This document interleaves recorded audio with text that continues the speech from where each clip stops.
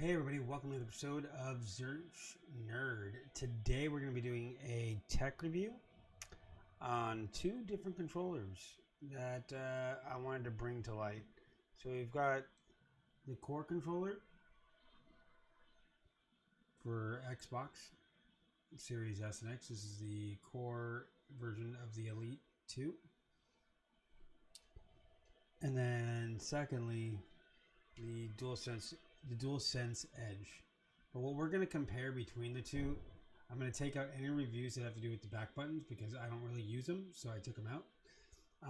So we're going to compare just solely on these alone, and that's really all we're going to do. So we're going to start with the Xbox. So with this one, with the Xbox, when I got the white was the only option for the core. It was either black if you got the one with all the extra shit on it in the back, extra buttons and stuff. But I didn't. This one originally cost about $130, $140. The other one was like almost $200. Now the other controller, granted, there are two vastly price differences. That one is $199 plus tax. This one was $139, $149 plus tax, something like that. Now, granted, they both do a lot of the same things. We could adjust, different lengths on the triggers. Let me dim this down a little bit. There we go. So you can, whoa, shoot. There you go. So you can have different lengths on the triggers. If I wanted to lower it all the way, or stop. Sorry, my light is being a pain in the butt. See, so there we go. So you'll see there different. If I go here and adjust this up here,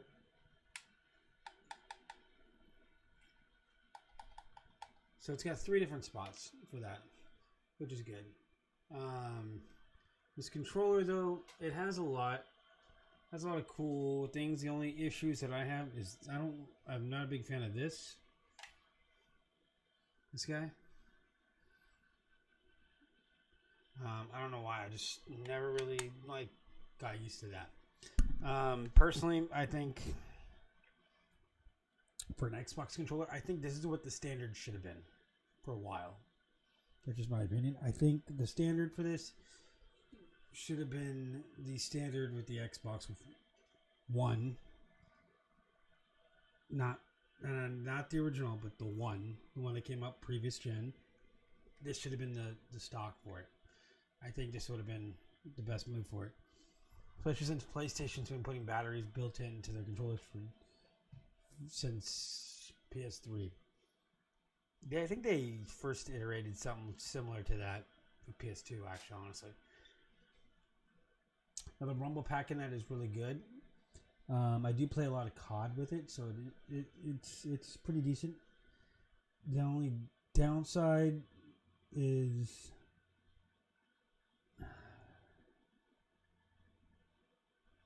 it feels a little slight delayed sometimes. Not always, but sometimes. And having the grip the way sorry, my nose is just massive issue. The grip just sometimes messes with me a little bit. That's on the side there. And so on and so forth. Now let's get into the bread and butter that we were talking about, because I know a lot of people are going to want to ask about this. There's a lot of big things that make this the price point that it is. Do I think this one's overpriced a little bit? Yeah, just a little bit. I think maybe if they made it $20 cheaper. Now, granted, let's see if I can move the camera down here a little bit. There we go.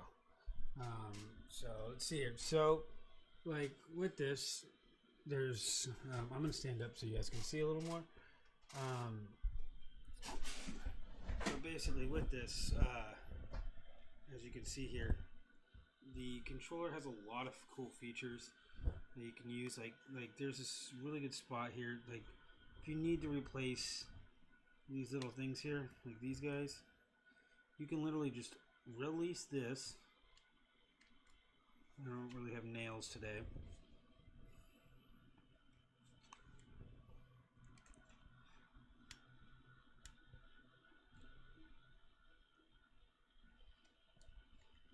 There you go. You pop that off. Right here. Oh, there you go.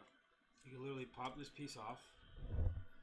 And then if you needed to get a new piece, you can literally lift this little thing up. And you can order 20 bucks a piece for these guys. For a new joystick. For a whole new joystick. And it's not just the joystick. It's the whole motor and everything. So, like, over time, these do get Joy-Con drift. So if you do get Joy-Con drift, it's not the end of this controller versus the Xbox One. Once you get Joy-Con drift, it's done. It's ceased to end. This, I can see a lot of growth, like, and a lot of time put in this. I've used so many hours into this controller. Honestly, it's come down to a point where, with that investment, this is the only controller I use. And if you ever screw up and do that, like I just did right there, where you kind of don't put it in properly, I'm going to show you the right way to do it. So if you ever get one of these, you pop it in right there, where you have to put it in this little lever right there, like right up here above the two joysticks, and then you pop it in. Now granted, another thing, this comes with an extremely long controller, or I mean a long cable. And it comes with a really nice case. A really good, thick, hard traveling case. Let me find the case for you real quick.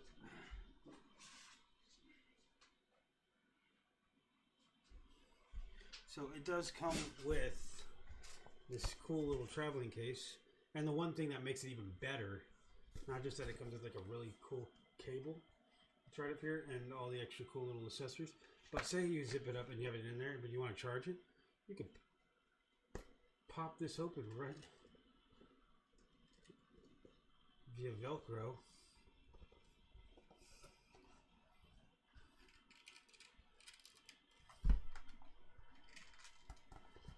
I don't know why I'm so weak to do. See, you just pop it out like that, and you can leave it plugged in, literally.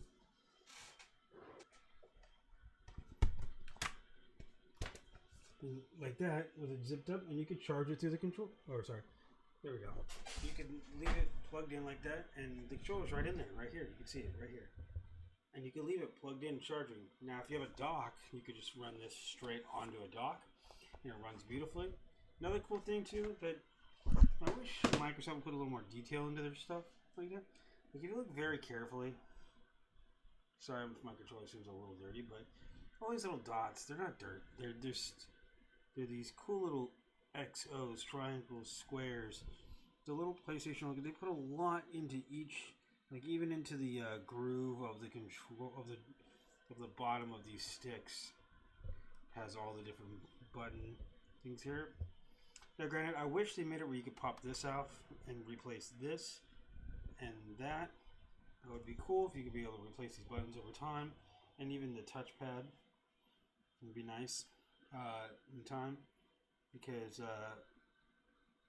we all know eventually that's going to go. But until then, guys, in 1 second I'll come down and say goodbye to y'alls. I just want to say thank you guys. Hope you guys enjoyed it. I hope you guys like this review. These are kind of new to me. I'm trying something a little different and going in a different avenue with ideas. So I do hope you guys really enjoyed it. And until then, guys, definitely hit that like button. Definitely slap that subscribe button. Guys, hit that bell notification so you guys can be notified when I make another video. I try to make one once a day. It's going to have to cut down soon. But we do also have a podcast that's released. We have one episode currently. I think we have another episode in the works right now. It should be coming out within the next day or so. But until then, guys, definitely follow that too. It's not the best podcast, but it's a start. I've never done a podcast before, so I thought I'd give it a shot, try it out. I'm a little nervous with it, so please go over there and check it out and help us out if you could. If not, no big deal. We're going to try to get it on other platforms as we grow it a little more. Also, too, we're going to be uploading we also have some shorts uploaded We have all sorts of stuff. I hope you guys really, truly enjoy it. And until then, guys, I will see you guys in the next one. Peace, guys.